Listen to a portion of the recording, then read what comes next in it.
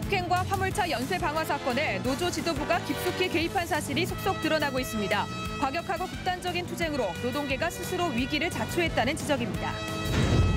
현대자동차 노사가 비정규직의 정규직화 문제를 논의하기 위해 35일 만에 협상에 나섰습니다. 국립산업기술박물관 유치를 위한 심포지엄이 오늘 열렸습니다. 참석자들은 울산이 최적지라는 데 인식을 같이 하고 적극적인 유치 운동에 나서기로 했습니다. 전국에서 가장 잘 사는 도시 울산의 공공도서관 수준은 전국 최하입니다. 독서의 달을 맞아 울산 지역 공공도서관의 현주소를 연속 보도합니다. 여성들 앞에서 음란 행위를 하는 이른바 바바리맨이 잇따라 검거되고 있습니다. 그 실태와 대처법을 취재했습니다. 보호관찰을 받고 있던 10대가 인터넷에서 전자제품을 싸게 판다며 사기 행각을 벌이다 구속됐습니다. 오늘 오후 울주군 범서읍에서 승용차 2대가 충돌해 모두 7명이 중경상을 입었습니다. 경찰은 음주운전 여부를 조사하고 있습니다. 시력을 잃을 위기에 처한 초등학생이 봉사단체의 도움으로 무료로 수술을 받았습니다. 추석을 앞두고 소외된 이웃을 돕는 온정의 손길이 이어지고 있습니다. 여러분 안녕하십니까? 9월 24일 월요일 UBC 프라임 뉴스입니다. 플랜트 업체 폭면 폭행 사건에 이어서 화물차 연쇄 방화 사건도 노동계가 개입한 것으로 드러나고 있습니다. 투쟁 방식이 무차별적이고 폭력적이어서 비난 여론이 일고 있습니다. 김규태 기자가 보도합니다. 지난 6월 24일 울산과 경주에서 잇따라 발생한 화물 차량 연쇄 방화 사건. 새벽 1시 11분부터 2시간여 동안 울산과 경주 등 10곳에 주차된 화물연대 B조합원 화물 차량 20대가 불에 타 12억 5천만 원의 피해가 발생했습니다. 화물연대 총파업을 하루 앞두고 동참하지 않는 B조합원 차량의 무차별적인 테러를 저지른 겁니다. 경찰은 직접 차를 타고 다니며 불을 지른 혐의로 민주노총 화물연대 울산 울주지회장 등 노조 간부 8명을 구속했습니다. 화물연대의 조직적인 범행인지에 대해서는 부인하고 있습니다. 우리 경찰은 화물연대와 방화 범행의 연결고리를 찾는 데 수사력을 집중하도록 하겠습니다. 지난달 27일 남구의 한 플랜트 업체에서 벌어진 복면 폭행 사건도 노조 지도부가 조직적으로 개입한 것으로 드러났습니다. 경찰은 한국노총과 국민노총 플랜트 노조 출범으로 독보적인 지위를 누려온 민주노총 플랜트 노조의 조합원이 줄어들고 일감까지 감소하자 극단적인 선택을 한 것으로 보고 있습니다. 이 사건으로 폭력을 지시하고 도피시킨 지부장 등 4명이 구속되고 노조 간부 등 13명이 무더기로 입건됐습니다. 지부장이 신처에 직접 찾아가서 피의자들과 같이 펜션에 가서 둘러보는 등 그 범인 도피 과정까지 조직적으로 개입한 흔적이 있었습니다. 두 건 모두 노조의 세를 불리기 위한 것이었다는 얘기입니다. 문제는 그동안의 합법적인 투쟁 방식과 달리 과격하고 극단적으로 투쟁 방식이 바뀌고 있다는 겁니다. 하지만 극단적인 투쟁 방식을 보는 노동계와 시민들의 시선은 곱지 않습니다. 안타깝다 말이야. 그러면 안 되죠. 그렇게까지는 할 이유가 없죠, 전혀. 불리한 입지를 차지해서 부당하게 많은 이익을 얻으려고 하다 보니 그런 거 아니겠어요? 노조 지도부까지 가담해 테러에 가까운 범죄를 저지르면서 노동계 스스로가 위기를 자초하고 있다는 지적입니다. UBC 뉴스 김규태입니다.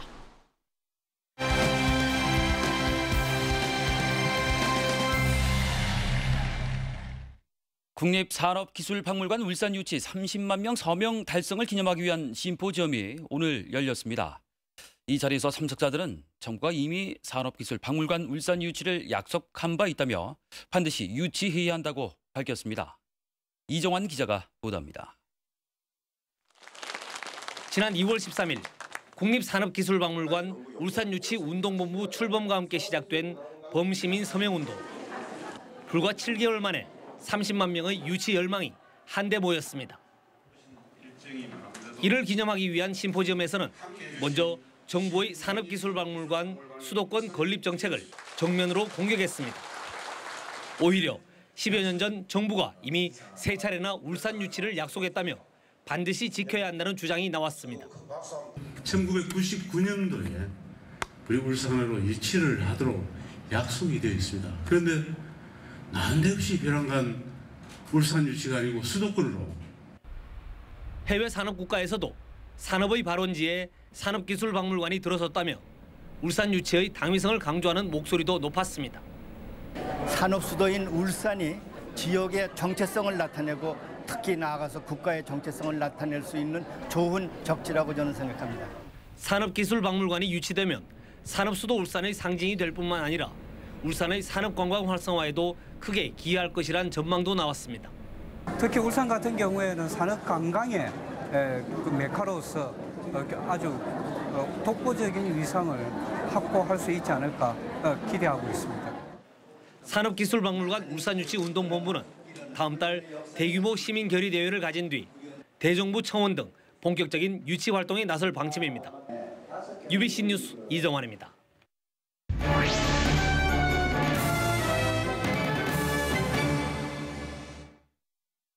한 나라의 과거를 보려면 박물관에 가고 미래를 보려면 도서관에 가라는 말이 있듯이 도서관은 지식발전소입니다.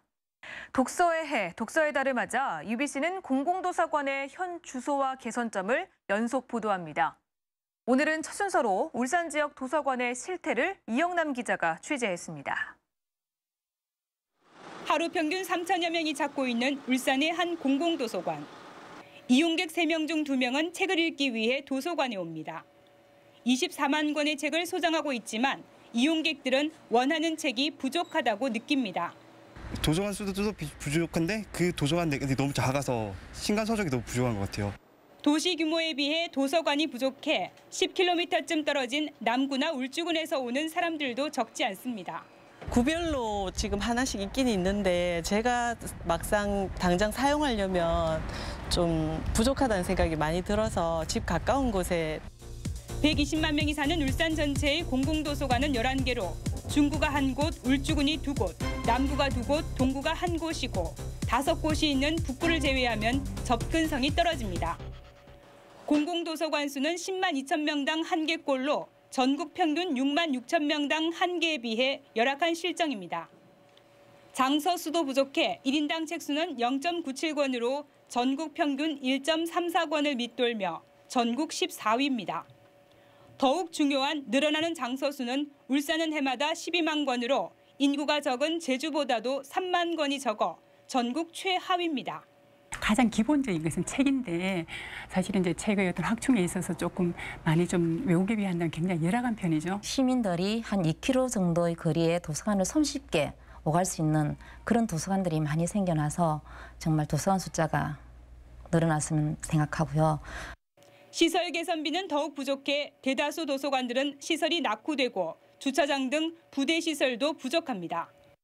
산업수도 울산은 경제 분야에서는 약진하고 있지만 시민들의 문화교육 욕구에 걸맞는 공공도서관 인프라는 여전히 부족하다는 지적입니다. UBC 뉴스 이영남입니다. 평범한 직장인이 여성들 앞에서 음란 행위를 하다 경찰에 붙잡히는 등 이른바 바바리맨이 급증하고 있습니다. 그 실태와 대처법을 윤경재 기자가 보도합니다. 한 사우나 건물 1층 복도. 40대 남성이 승강기 앞에 선 두 여성에게로 다가옵니다. 허리띠를 푸는가 싶더니 여성들이 승강기에 탑승하자 바지를 내리고 여성들 앞에 섭니다. 여성들이 승강기 문을 닫으려 하자 승강기 문을 열고선 자신의 몸 앞과 뒤를 번갈아 보여줍니다. 남성은 자신을 밀치는 여성들과 몸싸움까지 벌이다 순식간에 달아나 버립니다. 무슨 일이 있었는지는 몰랐었어요. 범인은 부산서 평범한 회사원으로 일하는 41살 이모 씨. 길에서 마주친 여성을 상대로 4차례에 걸쳐 음란 행위를 하다 경찰에 붙잡혔습니다. 성인물을 보거나 술을 마시게 되면 그 성적 욕구를 해소하고 싶은 생각이 많이 들었다고 합니다. 울산에서 올 들어서만 21건의 공연 음란죄가 적발되는 등 야외에서 음란 행위를 하는 바바리맨이 기승을 부리고 있습니다. 바바리맨은 대부분 평범한 직장인들로 술에 취하거나 음란물을 본 뒤 범행을 저지르는 것으로 알려졌습니다. 지금 위험한 곳이 사실 학교, 등하교 시간이 이제 많이 학생들이 노출이 되는데요. 부모님이라든지 자율적인 지역의 어떤 안전망이 좀 갖추어져서 전문가들은 바바리맨 가운데 소심한 성격의 소유자가 많다며 맞닥뜨릴 경우 큰 소리로 주변 사람들을 불러 위기를 모면한 뒤 경찰에 즉시 신고할 것을 당부했습니다. UBC 뉴스 윤경재입니다.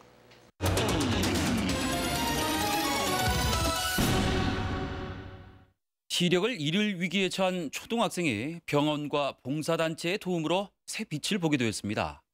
잊지 못할 추석 선물인데 소외된 이웃을 돕는 온정의 손길도 이어지고 있습니다. 이다루 기자가 취재했습니다. 올해 11살인 이승희 양은 이번 추석에 크나큰 선물을 받았습니다. 무료 수술을 통해 잃을 뻔한 시력을 되찾았기 때문입니다. 선천성 백내장과 망막 관련 질환에 사시까지 겹쳐 한쪽 눈은 전혀 보이지 않는 상태. 하지만 특수조절 렌즈를 끼우는 백내장 수술과 유리체 절제 수술 등 고난도의 수술을 받아 한시름 놓았습니다. 이번 수술을 통해서 시력을 회복할 수 있을 것 같고 또 사실 부분도 돌아오면 자기 앞으로 살아가는 데 있어서 밝은 또 삶을 살 수 있기 때문에 그 부분이 참 보람되는 것 같습니다. 1,000만 원에 가까운 수술비는 안과병원과 국제 라이온스의 도움으로 해결했습니다. 마음까지 깜깜했던 승희 양의 얼굴에 오랜만에 환한 미소가 번집니다. 칠판이 안 보여서 적을 때 힘들었는데 이제 수술하고 잘 보이면 좋아해요. 어촌 마을에서 노후를 쓸쓸히 보내는 어르신들에게는 찾아주는 이가 선물입니다. 유원지에서 일하는 상인들이 십시일반 기금을 모아 혼자 지내거나 재개발로 고향을 잃은 어르신들을 찾아 경로잔치를 연 것입니다. 우리의 가장 큰 명절인 추석을 맞이해서 우리가 한 동네에 살고 있는 어르신들을 좀 더 즐겁게 해드리려고. 이웃을 돌아보고 함께 나누는 온정의 손길이 있어 소외된 이들에게 이번 추석은 그 어느 해보다 따사로운 명절이 되고 있습니다. UBC 뉴스 이다루입니다. 추석을 앞두고 사회복지시설에 대한 위문과 성금 전달이 잇따르고 있습니다. 울산시는 오늘 장만석 경제부시장이 성회원을 찾는 등 오는 28일까지 모두 68개 기관을 방문해 위문품을 전달할 예정입니다. 울산시 의회도 오늘 영신 노인복지센터를 방문해 생활용품 등을 비롯한 추석 위문품을 전달했습니다. 또 대한건축사협회 울산시회는 오늘 대학생 장학금으로 써달라며 공동모금에 성금 1,000만 원을 기탁했고 아너소사이어티 울산 1호인 경북타일 우재혁 대표도 이웃돕기 성금으로 1,300만 원을 기탁했습니다. 울산대학교의 5번째 학생생활관인 청운학사 기린관이 오늘 준공됐습니다. 울산대는 200억 원을 들여서 지하 1층, 지상 14층 규모로 지은 기린관은 체력 단련실과 컴퓨터실 등을 갖추고 학생 690명이 생활할 수 있습니다. 이로써 울산대학교의 기숙사는 5개로 늘었고 기숙사에 입주한 학생 수도 2,200여 명으로 늘었습니다. 이 새로 지은 기숙사에서 우리 울산대학교 학생들이 공부도 열심히 하고 또 좋은 추억을 많이 만드는 그러한 장소가 되기를 바랍니다. 한편 울산대 이사장인 정몽증 전 새누리당 대표는 기린관 준공식에 앞서서 문수실버 복지관을 방문해 추석을 앞둔 노인들을 위로했습니다. 유니스트의 내년도 연구개발 국비 예산이 대폭 늘어날 전망입니다. 강길보 국회 기획재정위원장은 정부 심의 단계에서 유니스트의 내년도 예산을 당초보다 122억 원 늘어난 710억 원을 확보했으며 이와 별도로 2차 전지 연구개발의 핵심이 될 200억 원 규모의 그린에너지 기술개발센터 구축 사업도 유치했다고 밝혔습니다. 강 위원장은 또 2,200억 원 규모의 유니스트 2단계 BTL 사업도 예비 타당성 조사가 마무리 단계에 있다며 조만간 착공할 수 있을 것으로 전망했습니다. 현대자동차 노사가 지난달 21일 이후 중단된 사내하청 특별협의를 교섭 중단 35일 만에 재개했습니다. 현대차 노사는 오늘 실무 협의를 갖고 사내하청 근로자를 직접 채용하는 문제와 사내하청 근로자의 처우 개선, 그리고 소송 문제를 논의했으며 오는 27일 본교섭을 갖기로 했습니다. 코스트코 울산점 건축주인 진장유통단지 사업조합이 내일 윤종호 북구청장에 대한 고소를 취해야 할지를 논의하기로 해 결과가 주목됩니다. 이에 따라 윤 구청장 변호인단은 당초 내일로 예정됐던 공판을 연기해 줄 것을 요청했고 재판부도 이를 받아들여 다음 달 23일 2차 공판을 열기로 했습니다. 조합 측은 지난 7월에도 윤 구청장에 대한 고소 취하 문제를 논의했다가 결정을 보류한 바가 있어 이번 이사회의 결정이 주목됩니다. 울산지법은 뇌물수수 혐의로 구속 기소된 한수원 영광원전 기계팀 과장 45살 이모 씨에 대한 항소심에서 1심 판결보다 절반이 줄어든 징역 1년 6개월에 벌금 2,500만 원 그리고 추징금 2,300만 원을 선고했습니다. 재판부는 초범인 피고인이 받은 돈을 모두 돌려줬고 뇌물수수와 관련해 부정한 업무 집행까지 하지 않은 점 등을 참작했다고 밝혔습니다. 이 씨는 지난 2011년 6월 원전 납품업체 대표로부터 납품 계약 편의 제공 명목으로 1,000만 원을 받고 지난 1월에는 또 다른 업체 대표로부터 공사 편의 대가로 1,100만 원을 챙긴 혐의로 기소됐습니다. 지난 10일 저녁 7시 10분쯤 북구 이득 등대 앞 400m 해상에서 실종된 통발어선 선장 50살 정모 씨를 찾는 수색 작업이 강화됐습니다. 울산 해경은 헬기와 구조정 등을 동원해 수색 작업을 벌였지만 아무런 흔적을 발견하지 못했다며 주변 인물 탐문과 수색을 함께하는 경비 병행 수색으로 전환했다고 밝혔습니다. 오늘 오후 1시 10분쯤 울주군 범섭 중리 용호산업 채석장 입구에서 43살 노모 씨의 소나타 승용차와 50살 오모 씨의 에코스 승용차가 충돌했습니다. 이 사고로 에코스에 타고 있던 53살 김모 여인이 크게 다치는 등 모두 8명이 다쳐서 병원에서 치료를 받고 있습니다. 경찰은 소나타 운전자 노 씨가 혈중 알코올 농도 0.117% 상태로 운전을 하다가 중앙선을 넘어 사고를 낸 것으로 보고 정확한 사고 원인을 조사하고 있습니다. 어제 새벽 6시 반쯤 북구 화봉동 주택 밀집 지역 내 중부등기소 건물 마당에 100kg가량으로 추정되는 멧돼지 한 마리가 나타났습니다. 중부등기소는 멧돼지가 2분가량 등기소 마당에 머물다 사라졌다며 다행히 사람이 없어 인명피해는 없었다고 밝혔습니다. 북구청은 이 멧돼지가 인근 야산으로 달아난 것으로 추정하고 있습니다. 남부경찰서는 높은 이자를 주겠다며 주변 사람들로부터 수십억 원을 끌어모은 뒤 잠적했다 자수한 51살 정모 씨를 사기 혐의로 불구속 입건했습니다. 경찰은 정 씨를 고소한 5명 외에 피해자가 더 있을 것으로 보고 수사를 확대하는 한편 대질 조사를 통해 정확한 피해 규모를 파악하고 있다고 밝혔습니다. 경찰은 지금까지 알려진 20억 원 외에 추가 피해액을 파악한 뒤 구속영장 신청 여부를 결정할 방침입니다. 중부경찰서는 오늘 보호관찰 중에 인터넷을 이용해 사기 행각을 벌인 17살 황모군을 구속했습니다. 작물 취득 혐의로 기소유예 처분을 받고 보호관찰 중이던 황군은 지난 7월 22일부터 지금까지 물건도 없이 인터넷에 중고 전자제품을 판다는 글을 올려 40명으로부터 1,200만 원을 받아 챙긴 혐의를 받고 있습니다. 앞서 지난 21일에는 보호관찰 중에 상습적으로 성매매를 한 10대 여고생 2명이 적발되는 등 보호관찰을 받던 10대 청소년 범죄가 잇따르고 있습니다. 남부경찰서는 인적이 드문 심야에 경보장치가 없는 식당만을 골라서 금품을 훔친 28살 광모 씨를 붙잡아 조사하고 있습니다. 곽 씨는 지난 19일 새벽 6시 45분쯤 남구 삼산동의 한 식당에 망치로 출입문 유리를 깨고 들어가 현금 30만 원을 훔치는 등 2달 동안 21차례에 걸쳐서 260만 원 상당을 훔친 혐의를 받고 있습니다.